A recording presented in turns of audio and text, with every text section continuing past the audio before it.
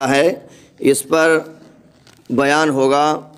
تو رب کائنات نے قرآن شریف میں کئی جگہ فرمایا، ایک جگہ رب کائنات فرماتا ہے واللہ یحب المطہرین، یہ سورہ توبہ ہے۔ کون سی صورت ہے؟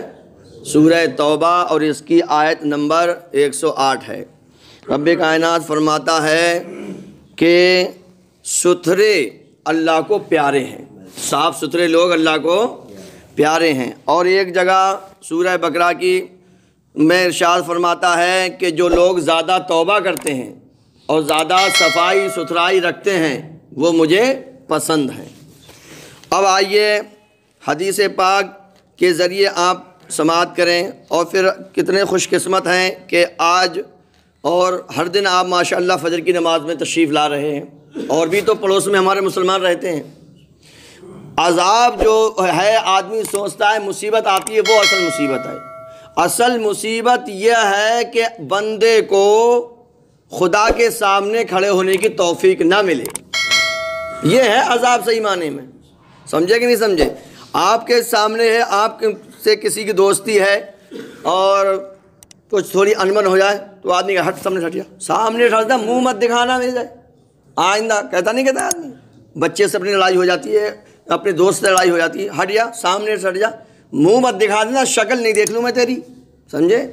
تو یہی کیفیت طاری کیجئے کہ اگر ہم کو نماز پڑھنے کی توفیق نہیں مل رہی ہے تو گویا خدا ہم سے ناراض ہے، وہ اپنی بارگاہ میں ہمیں کھڑا ہونا بھی پسند نہیں کر رہا ہے۔ یہ ہے اصل عذاب، یہ چیز ہے۔ تو آج ماشاءاللہ اسی طرح سے رب کائنات ہمیں ہر دن جماعت کے ساتھ نماز پڑھنے کی توفیق عطا فرمائے، اور الحمدللہ آج 11ویں شریف بھی ہے، اس مہینے کی اسلامی 11 تاریخ ہے، تاریخ بھی یاد رکھا کرو۔ تو رب کائنات نے یہ فرمایا، اور اب آئیے حدیث پاک سماعت کریں طہارت کے تعلق سے۔ حضرت ابو مالک اشعری سے روایت ہے، نبی کریم صلی اللہ علیہ وسلم نے ارشاد فرمایا پاکیزگی یعنی طہارت، پوترتا، سوچھتا آدھا ایمان ہے۔ اللہ، کتنا ایمان ہے؟ آدھا ایمان ہے۔ آپ بتائیے، کہیں پر بھی کوئی اس کی کوٹیشن لے لیجئے، کسی کی بات لے لیجئے، بڑا سے بڑا صفائی پسند ہو، مگر اتنی بڑی بات آپ کو کہیں نہیں نظر آئے گی۔ نماز، روزہ، حج، زکوٰۃ آدھے میں، اور آدھے میں صاف صفائی، آپ یہ دیکھیے۔ اور حضرت عائشہ صدیقہ رضی اللہ تعالی عنہ ام المومنین، ہم سب کی ماں، پیارے آقا صلی اللہ علیہ وسلم کی پیاری بیوی نے سے روایت ہے کہ رسول کریم صلی اللہ علیہ وسلم نے ارشاد فرمایا بے شک اسلام صاف ستھرا دین ہے، بے شک اسلام صاف ستھرا دین ہے، تو تم بھی نظافت حاصل کیا کرو، یعنی صاف ستھرے رہا کرو۔ کیونکہ صاف ستھرے رہا کرو، حضور نے فرمایا کیونکہ اس کا ریزن کیا ہے؟ فرماتے ہیں پیارے آقا صاف ستھرا رہنے والا ہی جنت میں داخل ہوگا، صاف ستھرا رہنے والا ہی جنت میں داخل ہوگا۔ اور سنیے حدیث پاک، ایک روایت میں ہے کہ جو چیز تمہیں میسر ہو، جو چیز تمہیں حاصل ہو، اس سے پاکی حاصل کرو۔ اللہ تعالیٰ نے اسلام کی بنیاد صفائی پر رکھی ہے، مذہب اسلام کی بنیاد صفائی پر رکھی ہے، اور جنت میں صاف ستھرے رہنے والے ہی داخل ہوں گے۔ اور سنیے حدیث پاک، پیارے آقا صلی اللہ علیہ وسلم نے ارشاد فرمایا جو لباس تم پہنتے ہو اسے صاف ستھرا رکھو۔ جو لباس تم، یہ نہیں ہے روزانہ نئے کپڑے پہنے، تم سوچتے ہو امام صاحب اتنی حدیث پاک میں پڑھ رہے ہیں تو کیا روزانہ نئے جوڑا خریدنے پڑیں گے؟ نہیں بھائی، جو آپ کے پاس ہیں انہیں کو صاف ستھرا رکھو، سلیقے سے پہنو، پریس کر لیا کرو، اور زیادہ گندے نہیں ہوں، دھلے ہوئے ہوں۔ صحابہ اکرام تو کہ ایک کپڑے کو کئی مرتبہ پھٹ جاتے تھے، پیمند پہ پیمند، پیمند پہ پیمند، پیمند پہ پیمند لگتے تھے۔ بہرحال تو حضور صلی اللہ علیہ وسلم نے فرمایا جو لباس تم پہنتے ہو اسے صاف ستھرا رکھو، اور اپنی سواریوں کی دیکھ بھال کیا کرو، اور تمہاری ظاہری حیت یعنی ظاہری شکل و صورت ایسی صاف ستھری ہو کہ جب لوگوں میں جاؤ تو وہ تمہاری عزت کریں، جب لوگوں میں جاؤ تو عزت کریں۔ اور سنیے، اس حدیث میں اس بات کی طرف اشارہ ہے، علامہ عبدالرؤف منابی رحمۃ اللہ علیہ فرماتے ہیں کہ ہر وہ چیز جس سے انسان نفرت و حقارت محسوس کرے اس سے بچا جائے، خصوصاً حکام اور علماء کو ان چیزوں سے بچنا چاہیے۔ اور سنیے، پیارے آقا صلی اللہ علیہ وسلم ارشاد فرماتے ہیں ہمارے یہاں تشریف لائے. سمجھے, حضرت جابر رضی اللہ تعالیٰ عنہ سے روایت ہے, فرماتے ہیں کہ رسول اللہ صلی اللہ علیہ وسلم ہمارے یہاں تشریف لائے, ایک شخص کو پراگندہ سر دیکھا.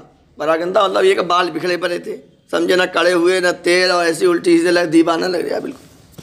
تو حضور صلی اللہ علیہ وسلم نے ایک بندے کو دیکھا جس کا سر پراگندہ تھا, جس کے بال بکھرے ہوئے ہیں.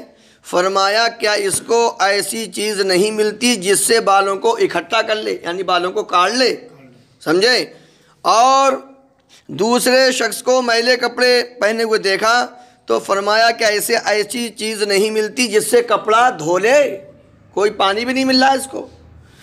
اور سنیے, حضرت عطا بن یسار رضی اللہ تعالیٰ عنہ فرماتے ہیں رسول اللہ صلی اللہ علیہ وسلم, بولو صلی اللہ علیہ وسلم, جب حضور کا ذکر آئے تو صلی اللہ علیہ وسلم بولو, بہت فائدے ہیں اس کے. مسجد میں تشریف فرماتے, حضور صلی اللہ علیہ وسلم مسجد میں تشریف فرما تھے.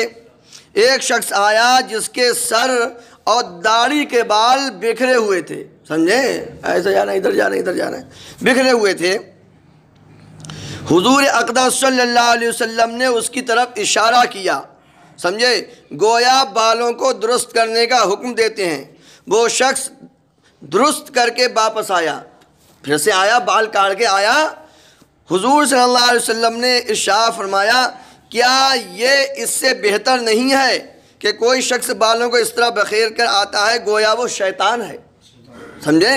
تو بالوں کی دیکھ بھال نہ کرنا یہ کیا ہے, شیطان کا کام ہے. اور سنیے, حضرت سعید بن مسیب رضی اللہ تعالیٰ عنہ فرماتے ہیں کہ اللہ تبارک تعالیٰ طیب ہے, یعنی طیب کا مطلب ہوتا ہے اللہ کو خوشبو پسند ہے. خوشبو کیا ہے, پسند ہے. اللہ صاف ستھرا ہے اور ستھرائی کو دوست رکھتا ہے. اللہ تبارک تعالیٰ سے صاف ستھرا کوئی ہے ہی نہیں, اس سے زیادہ پاک کوئی ہے ہی نہیں, اور وہ پاک لوگوں کو ہی پسند کرتا ہے. کریم ہے, کرم کو دوست رکھتا ہے, یعنی سارے جہان پر کرم فرماتا ہے, اور وہ چاہتا بھی ہے کہ میرے بندے بھی کرم کیا کریں لوگوں پر. اور وہ جواد ہے, یعنی خوب زیادہ بانٹنے والا ہے, اور جود و سخاوت کو دوست رکھتا ہے. لہٰذا اپنے صحن کو, اپنے آنگن کو یہودیوں کے ساتھ مشابہت نہ کرو, یعنی صاف ستھرائی کے ساتھ رہا کرو. اب آپ نے اتنی حدیث پاک سنی, اب تھوڑی دیر کے لیے آپ یہ سوچئے کیا جتنا اسلام میں صاف ستھرائی پر دھیان دیا گیا ہے اتنی صاف ستھرائی ہمارے محلوں میں, ہماری گلیوں میں, ہمارے گھروں میں ہوتی ہے؟ نہیں ہوتی ہے. اور یہ بڑی کرری حقیقت ہے, کڑوی بات ہے. آج کل ہم اس کا الٹا کر رہے ہیں, الٹا کر رہے ہیں. آپ اپنے مسلمانوں کے بارڈوں میں جائیے, مسلمانوں کے گلیوں میں جائیے, مسلمانوں کے محلے میں جائیے, مسلمانوں کے کارخانوں میں جائیے, تو ہم بالکل اس کا الٹا کر رہے ہیں, سمجھے. ہم اپنے گھر کو بھی دیکھیں تو دوستو, صاف ستھرائی آدھا ایمان ہے. بتائیے, آدھی عبادت ہے ایک طرف اور آدھا ایمان ایک طرف. تو ہمیں چاہیے کہ ہم بالکل سلیقے سے ہر چیز کو رکھیں, صاف ستھرائی کے ساتھ رہیں, کپڑے بھی صاف ستھرے ہوں, چہرہ بھی صاف ستھرا ہو, اپنی سواری بھی صاف ستھری ہو, کہ آدمی ہمیں دیکھ کے رہے مسلمان اتنے صاف ستھرے رہتے ہو, اتنے چیمپئن رہتے ہیں. تو کیا ہوگا, آدمی ہماری طرف اٹریکٹ ہوگا, ہماری طرف آکرشت ہوگا, ہماری طرف کھینچا چلا آئے گا. اور یہ بھی صاف ستھرا رہنا, یہ بھی مذہب اسلام کی خدمت ہے کہ لوگ آپ سے محبوب ہو. بھائی اسلام دھرم اتنا صاف ستھرا ہوتا ہے, اتنے. اصل میں ہے کیا, آپ نے تو یہاں سن لیا مجھ کو, ہماری تقریر سے زیادہ ہمارا چال و چلن یہ تبلیغ کرتا ہے, ہمارا رویہ, ہمارا ایٹیٹیوڈ یہ تبلیغ کرتا ہے. ہمیں دیکھتے ہیں لوگ, دوسری قوموں کے لوگ ہمیں دیکھتے ہیں, ہمیں سنتے نہیں ہیں, ہمیں دیکھ کے. یہ کہانی مجھے یاد آ رہی ہے, ایک بندہ, ایک مسلمان سفر کرتا تھا, سمجھے, اور دیندار تھا, اور وہ بس جو تھی عیسائی ملک کی تھی, تو وہ جاتا تھا. ایک مرتبہ عیسائی کنڈکٹر ہے, کرسچن, اس نے جان بوجھ کر پیسے زیادہ واپس کر دیے, مسلمان کو پیسے زیادہ واپس کر دیے, اور زیادہ بھی نہیں تھے, بس تھوڑے سے تھے, زیادہ برا. اب انہوں نے سوچا یار پیسے زیادہ آگے واپس کروں, نہیں کروں, واپس نہیں کروں یار, نہیں کروں. تو انہوں نے کہا واپس کر دو, اگر یہاں نہیں پتہ چل پایا اس کو تو کل حضور صلی اللہ علیہ وسلم کی بارگاہ میں اگر اس نے شکایت کی کہ آپ کے امتی نے ہمارے پیسے دبا لیے تھے تو کیا ہوگا. وہ نئے پیسے, بھائی کنڈکٹر صاحب لوگ آئے, تمہارے پیسے زیادہ آ گئے یار. بولا اچھا. جب وہ اترا, بس اسٹاپ پر رکی, تو کنڈکٹر بھی اترا, بولا یہ پیسے میں نے دھوکے میں نہیں دیے تمہیں، بلکہ جان بوجھ کر دیے ہیں، کیونکہ میں نے اسلامی کتابیں بہت پڑھی ہیں۔ پھر میں نے کہا لاؤ کیوں نہ میں سچ بھی کر لوں، جو مسلمانوں کی کتابوں میں لکھا ہوتا ہے ایسے مسلمان ہوتے بھی ہیں کہ نہیں ہوتے ہیں۔ چند ٹکوں سے وہ مسلمان کا ایمان ٹیسٹ کر رہا تھا، تو وہ بندہ اپنے دل میں اتنا زیادہ وہ ہوا کہ یا اللہ تیرے لاکھ لاکھ شکر ہے، آج اگر میں پیسہ رکھ لیتا تو چند ٹکوں میں اس کا مذہب اسلام سے کیا ہو جاتا، نفرت پیدا ہو جاتی، اس کی دل میں نفرت، دوری پیدا ہو جاتی، اور وہ یہاں تک کہ وہ کنڈکٹر مسلمان بھی ہو گیا۔ ہم بتائیے اب، تو ہمیں اپنا ایٹیٹیوڈ، اپنا کردار، اپنا بیہیویئر ایسا رکھنا چاہیے کہ میرے دوستوں کہ ہم یہ نہیں دیکھیں ہمارا نفع نقصان کیا ہو رہا ہے، یہ دیکھیں کہ ہماری وجہ سے کہیں اسلام کو، مذہب اسلام پہ کہ تو کوئی آنچ نہیں آ رہی ہے۔ ارے اسی مذہب اسلام کی آنچ کی وجہ سے مذہب اسلام کو خرافاتوں سے بچانے کے لیے امام حسین نے اپنا پورا گھر لٹا دیا، اور کیا تھا، یہی تو تھا۔ مذہب اسلام کی شان شوکت باقی رہنا چاہیے، بالکل آن و بان۔ تو ہم ہمیشہ یہی دیکھیں۔ اس کے بعد میں اپنا اور تجربہ میں آپ کو شیئر کروں۔ آج ہمیں کوئی چیز مل جاتی تو ہم رکھ لیتے ہیں، اس کا بھی حکم ہو جائے۔ ایک مرتبہ میں اپنی سسرال میں تھا، ہمارے سالے کو ملا لیٹر، سمجھے لیٹر ہوتا ہے وہ جلانے والا۔ پھر ارے بھائی مزہ آ گیا، 10 روپے کا فائدہ ہو گیا۔ وہ بولا ارے مر جا، مزہ آ گیا، 10 روپے کا فائدہ ہو گیا۔ میں نے کیسا فائدہ ہو گیا یار؟ بولے یہ دیکھو بھائی لیٹر ملا ہے۔ میں نے کہا اللہ کے بندے، اصل میں ہم جا رہے تھے بال بنوانے کے لیے بال بل کی دکان پہ، تو وہاں سے نکل رہے تھے، تو ہم نے پھر اس نے کہا ارے، میں نے کہا یہ مت پوچھو ان سے کس کا ہے، جس کا بھی اسے واپس کرو، ورنہ قیامت میں یہ کہاں سے لاؤ گے تم، نیکیاں دینا پڑیں گے۔